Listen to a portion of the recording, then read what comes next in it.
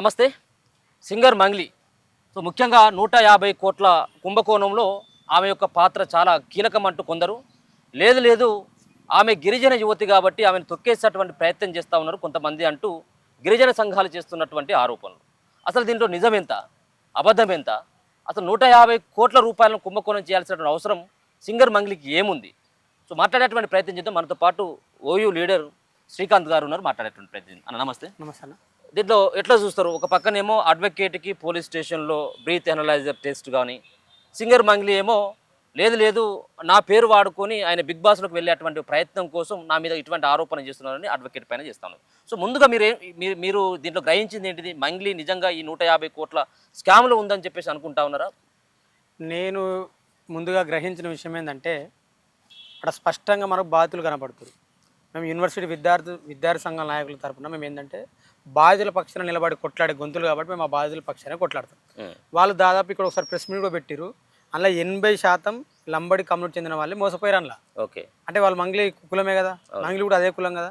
నేను ఏమంటున్నంటే, ఒకవేళ మంగ్లీ తప్పు చేయకపోతే మంగ్లీ కూడా వచ్చి ఆ బాధితుల పక్షం నిలబడి నేను కూడా తప్పు చేయలేదు, నన్ను కూడా మోసం చేసిరని చెప్పి ఆమె ముందుకు వచ్చి ఆమెనే ఫైట్ చేయనుండి ఎవరు వద్దంటారు?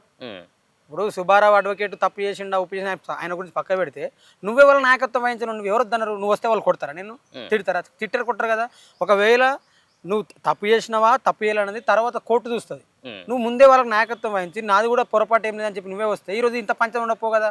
అసలు సుబ్బారావు అడ్వకేట్ ఇన్వాల్వ్ కాకనే పో కదా. ఇప్పుడు సుబ్బారావు అడ్వకేట్ దగ్గరికి వీళ్ళందరూ కలిసి బాధితులందరూ కలిసి పోతేనే కదా ఆయన వచ్చింది. ఇప్పుడు ఆయనంతా డైరెక్ట్ రాలే కదా. కాబట్టి మేము ఏమంటున్నామంటే, మంగ్లీ కూడా మీరు ఒకవేళ మీకు తప్పు లేకపోతే కోర్టులు ఖచ్చితంగా తీర్పులు చెప్తే బాధితుల పక్షాన మేము ఏమంటున్నాం, బాధితుల న్యాయం జరిగేంత వరకు కూడా పోరాటం చేస్తాం. బాధితుల న్యాయం జరగాలి. ఎందుకు అంటే పాపం వాళ్ళంతా ఎంత పేదోళ్ళు, వాళ్ళని చూస్తే నాకు చాలా బాగా అనిపించింది. వాళ్ళు దినసరి కూలీలాగా ఉన్నారు. ఆ కూలీల దగ్గర దాదాపు మీరు 12 కోట్లు తీసుకోవడం అనేది ఎంత ఘోరము. నీ పేరు వాళ్ళు వాడుకుంటే నువ్వే ముందుకొచ్చి నా పేరు వాడుకుంటున్నా అని చెప్పి వాళ్ళ మీద నువ్వే కేసు పెట్టుకుంటువి. ఎందుకు పెట్టలేదు అంటే ఇలా నీ రుగ్మత లేదా అంటే ఇలా నీదేం లేదా? మొన్న మధ్య అంటే ఇప్పుడు నా పేరు చెప్పి ఎవరు వసూలు చేస్తే నేను దానికి ఎందుకు బాధ్యత వహించాలి? ఒకవేళ కేసీఆర్ పేరు చెప్పి నాలాంటి వాళ్ళు ఎవరైనా వసూలు చేసుకుని వచ్చినట్టయితే కేసీఆర్ దానికి ఏమైనా బాధ్యుడు అయితే నన్ను ఎందుకు ఇరికిచ్చాడు? నేను ఏమంటున్నా, ఆమె యొక్క బాధ. ఇప్పుడు ఆమె నా పేరు చెప్పి వాళ్ళు మోసం చేసుకుని చెప్తే నువ్వే ముందొచ్చి చెప్పనుంటివి కదా, నన్ను కూడా మోసం చేసి నేను కూడా మీ బాధ్యతనే అని. మరి మీరు ఎందుకు చెప్పలేదు? అంటే వీళ్ళంతా ఉచ్చుని మెడకు పడ్డప్పుడు నువ్వు వచ్చి అప్పుడు నన్నే మోసం చేసి వాళ్ళంటే తప్పు కదా. ఇప్పుడు కేసీఆర్ అన్నారు, మీరు కేసీఆర్ ఉదాహరణ తీసుకురు. కేసీఆర్ ఎక్కడనో తప్పు చేస్తే కేసీఆర్ సంబంధం అంటే ఇప్పుడు కేసీఆర్ పార్టీ ఒక ఎమ్మెల్యే తప్పు చేస్తే కేసీఆర్ పార్టీకి రాదా? మన వాళ్ళు డ్రగ్స్ దందాలో దొరికిరి, అందులో వాళ్ళు మాజీ ఎమ్మెల్యే ఉండని చెప్పి వాళ్ళు నోటీసు పంపిరా పంపలేదు? వాళ్ళ పార్టీ వాళ్ళు టీడీపీ ఎంపీకి నోటీసు పంపిరా పంపలేదా? మరి అది ఎందుకు పంపిరు? వాళ్ళుడనే కదా పంపిరు. మరి వీళ్ళు నీ వాళ్ళే కదా. మరి ఒకవేళ నీ వాళ్ళు కాకపోతే నువ్వు ముందుకొచ్చి ముందే మాట్లాడి ఉంటివి, నువ్వెందుకు మాట్లాడలే చెప్పు? ఆయన పోలీస్ అయినా కూడా అతి ఉత్సాహం ప్రదర్శించుండు, అది అవసరం లేదు.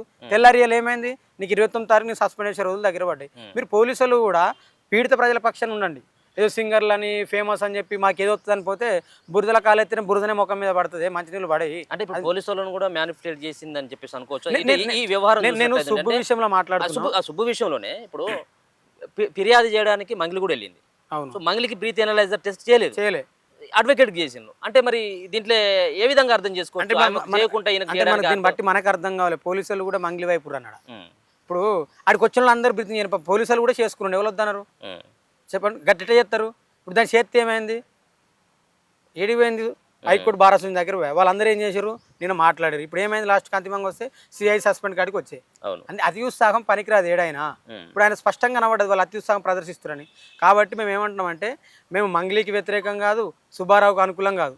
మేము ఆ లెవెల్ అయితే బాధితుల పక్షానే మాట్లాడుతున్నాం, బాధితులకు న్యాయం జరగాలని మాట్లాడుతున్నాం.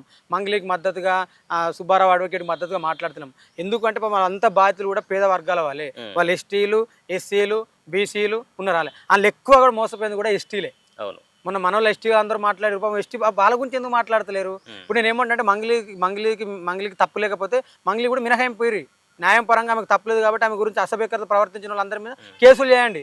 కానీ మనం బాధితుల పక్షాన వాళ్ళ కూలీలు వాళ్ళు రూపాయి దగ్గర పెట్టుకుని డబ్బులు సంపాదించుకున్న వాళ్ళు నీ పేరు పెట్టుకుని మోసం చేస్తే అది ఎంతవరకు సమాజం? సో అంటే మంగ్లీకి ఇన్ని ఆరోపణలు వచ్చిన తర్వాత చివరికి పోలీసులు, కోర్టులు కనుక అసలు ఈ సంబంధించిన అంశానికి మంగ్లీకి అసలు ప్రమేయమే లేదు, ఆమె యొక్క హస్తం లేదని చెప్పేసి తేల్చేసిన తర్వాత సో ఇప్పుడు పోయినటువంటి పేరు ఎట్లా తిరిగి వస్తుంది అనేది ఆమె క్వశ్చన్ చేస్తూ ఉన్నది. సో దాన్ని ఎట్లా అర్థం చేసుకోవచ్చు? ఇప్పుడు దొంగ దొంగ అంటే దొంగనే, దొంగ కాదు సమాజంలో మంచి వాళ్ళు అంటే మంచి వాళ్ళు ఉంటారు. ఆమెకి ఇప్పుడు ఆమె మంచి పేరు వచ్చింది, పేరు ఎట్లా పోతుంది? ఉన్న పేరు మంగిలిపోయి ఇంకో కొత్త పేరు వస్తుందా? పేరు అవన్నీ తప్పుల పేరేం పోదు. ఒకవేళ ఇప్పుడు కల్వకుంట్ల కవితక్కనే గన్ని రోజులు జైలు ఉంది, లాస్ట్ మొన్న తీర్పేమి ఇచ్చే అక్కడికి అనుకూలంగా ఇస్తే అక్క పేరు పోయిందా?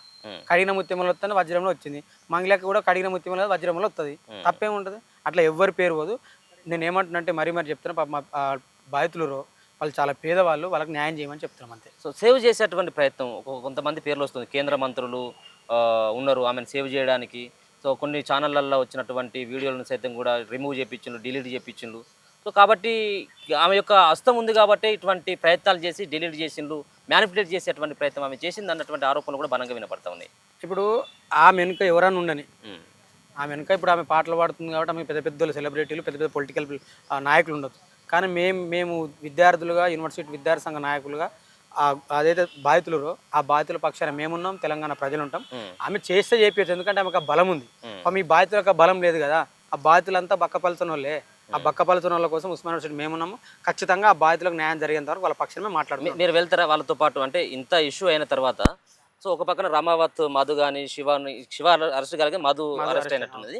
సో మొత్తానికి ఆ శివ విషయంలో కానీ బాధితులకు న్యాయం జరిగేంత వరకు ఓయూ విద్యార్థిగా మేము ఖచ్చితంగా ఉంటాం. మేము ఉండడానికి కదా మాట్లాడేది. బాధితులకు న్యాయం జరగని ఇప్పుడు అలా మధుండా, శివ ఉండా, మంగిలి ఉండా, వీళ్ళు ఎవ్వరు లేకుండా ఇంకెవడున్నా సరే వాళ్ళని పట్టుకరండి, వాళ్ళని పట్టుకొచ్చి వీళ్ళు జరిగిన నష్టాన్ని పూర్చమని చెప్తున్నాం తప్ప వీళ్ళెవరు అని కూడా మేము అంటలేము. దాని చట్టం చెప్తుంది కదా అన్న, చట్టం చూస్తుంది కదా. కోర్టులు, పోలీసులు, న్యాయస్థానాలు వాళ్ళ న్యాయం జరిగేంత వరకు వాళ్ళ పక్షాన నుండి కొట్లాడాలి. వాళ్ళ పక్షాన మేము ఉంటాము. మేము ఉండి వాళ్ళకి మాట్లాడితే వాళ్ళ న్యాయం జరిగేంత వరకు మేము బాధితుల పక్షాన ఉంటాం. సో ఒక పక్కన పోలీసులే ఒక అడ్వకేట్ పోతే బ్రీత్ ఎనలైజర్ టెస్ట్ చేసి అవమానించినటువంటి సంఘటన చూస్తా ఉన్నాం. బాధితులు వెళ్ళి కమిషనర్ సజ్జనార్ను కలిసేటువంటి ప్రయత్నం చేసినా ఆయన కలవలేదు. కానీ మంగ్లీతో మాత్రం నవ్వుకుంటూ ఫోటో దిగినటువంటి సిచ్యువేషన్ చూసినటువంటి తర్వాత సో ఈ విషయంలో పోలీసులు న్యాయం చేస్తారన్నటువంటి భావన. ఇప్పుడు ఆమె పోలీసులు వాళ్ళకి న్యాయం చేయకపోతే వాళ్ళకి ప్రజలు న్యాయం చేస్తారు. అందుకే ప్రజలు బాధితుల పక్షాన మాట్లాడుతారు. నేను ఎందుకు మాట్లాడినా, నేను ఎప్పుడు మాట్లాడలే. ఈరోజు ఎందుకు మాట్లాడినంటే ఈరోజు సజ్జన ఆమె ఆమె అందరిని కలుస్తుంది. ఆమెకు అవకాశం ఉంది, ఆమె సెలబ్రిటీ కాబట్టి ఆమె కలుస్తుంది. మా పేదోళ్ళు కదా మేము మేడ కలుస్తాం, మేము పోలీసు మెట్ల మీద కూర్చోవాలనే. మీరు అందరు అటువైపు ఉన్నా కూడా మేము ఆ బాధితుల పక్షాన ఉస్మాన్ యూనివర్సిటీ విద్యార్థులుగా మేము ఆ పక్షాన ఉంటాం. ఆ బాధితుల పక్షాన ఉండి ఆ బాధితుల కోసమే పోరాటం చేస్తాం. ఆమె ప్రధానంగా ఏమంటుందంటే, నేను గిరిజన యువతిని కాబట్టి నేను ఇప్పుడిప్పుడే యావత్ అంటే తెలుగు రాష్ట్రాలను కాకుండా చాలా సంబంధించినటువంటి వేదికల్లో నా పర్ఫార్మెన్స్ ఇస్తున్నా కాబట్టి కొంతమంది నా యొక్క ఎదుగుదలను తట్టుకోలేకనే నా పైన ఇటువంటి అబండాలు వేస్తున్నారనేది ఆమె అభియోగం చేస్తూ ఉన్నది. ఇవన్న ఎదిగే మొక్కను అనగబడి తాగది. ఇప్పుడు ఆమెకు ఆ జ్ఞానం ఉంటే అటువైపు పోతుంది, ఆమె గొప్పగా అవుతుంది. నా పేరు వాడుకొని మోసం చేసినంటే మరి ఆ ఈమెయిల్ ఎస్టీ అని ఉంటుంది. మరి మోసపోయిన వాళ్ళు ఎస్టీ లేరు అలా ఎక్కువ కూడా ఎస్టీలు ఎవరు తెలుసా అన్న, కేవలం లంబడి కమ్యూనిటీ చెందిన వాళ్ళు. మరి వాళ్ళ గురించి ఎందుకు ఆలోచిస్తలేరు అన్న? ఈ సంఘాలు కానీ, ఈ మీడియా కానీ, ఈ పోలీసులు కానీ, ఈ డీజీపీలు అందరూ కూడా మరి వాళ్ళ గురించి ఎందుకు ఆలోచిస్తలేరు? గంతమంది గన్ని రోజులు వాళ్ళ కుటుంబాలు ఇచ్చిపెట్టుకొచ్చి రోడ్ల మీదకి వచ్చి మాకు అన్యాయం జరిగిందని వట్టినే చెప్తారా అన్న? జోకా తమాషాల వాళ్ళు చెప్పనీకి? చెప్పండి. అది కేవలము వాళ్ళు మోసపోయారు. వాళ్ళు దినసరి కూలీలు ఎక్కువరన్న, వాళ్ళు బతుకులు ఎట్లున్నాయన్న. మీకు ఒక పాట పాడుకునే కోట్లు వస్తాయి, కానీ వాళ్ళ జీవితాన్ని కష్టపడితే కూడా ₹1 రావన్నా. వాళ్ళ బతికెట్లు అని చెప్పండి, వాళ్ళ జీవన శైలిని చూడండి. వాళ్ళని చూస్తే కూడా మీకు గోస అనిపిస్తలేదా? చెప్పండి. మాకు బాధ అనిపించింది కూడా బాధితుల పక్షాన మాట్లాడుతున్నామన్నా. సో వాళ్ళ తమ్ముని కూడా ముంగడి తీసుకొని వచ్చి చూడుల్లి ఫేస్ ఇట్లా మోసం చేసేటువంటి ఫేస్ అని చెప్పేసి కూడా చూపెడతా ఉన్నది ఆమె.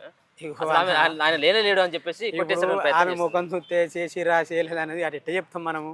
చేసిరని వాళ్ళు చెప్తారు. ఇప్పుడు అదే అందుకే కోర్టు కూడా చెప్తుంది కదా రేపు మాపు ఏం జరుగుతుందో. కోర్టు బాధితులకు అనుకూలంగా తీర్పు వస్తుందని నేను అనుకుంటున్నా, ఆశిస్తాను. సో సుబ్బుకి ఏమని చెప్పగలుగుతారు మీరు ఒక ఓయూ లీడర్? నేను సుబ్బారావుకి ఏమని చెప్తున్నా, సుబ్బారావు ఆయన మీద వస్తున్న ఆరోపణలన్నీ నిరపయంగా ఉన్నాయి తప్ప ఆధారాలు లేని. సుబ్బారావు ఖచ్చితంగా పేద ప్రజల కోసం కొట్లాడతాడు. సుబ్బారావు తెలంగాణ సమాజం కోసం కొట్లాడతాడు. సుబ్బారావు బాధితుల పక్షాన ఉండే ఒక నిస్వార్థమైన నిజాయితీ గల advocate. Right. Okay, thank you so much. So ఇది మొత్తానికి మంగ్లీ విషయంలో ఒకవేళ ఎస్టీ కావచ్చు, కానీ బాధితులు కూడా ఎస్టీలు దాదాపుగా 80% ఎస్టీలే ఉన్నారు. వాళ్ళకి సంబంధించినటువంటి విషయంలో ఎంత దూరం అయినా వెళ్ళడానికి మా విద్యార్థి విభాగం నుంచి ఖచ్చితంగా మేము ముంగటుండి కొట్లాడేటువంటి ప్రయత్నం చేద్దాం. సుబ్బుకు కూడా మేము అండగా ఉండేటువంటి ప్రయత్నం చేస్తాం. ఖచ్చితంగా కోర్టుల ద్వారా న్యాయం జరుగుతుంది అన్నటువంటి నమ్మకం ఇప్పటికీ కూడా మాకు ఉందని చెప్పేసి అన్నటువంటి అంశాన్ని కూడా శ్రీకాంత్ గారు తెలియజేస్తాను. చూస్తూనే ఉండండి మన తొలి వెలుగు.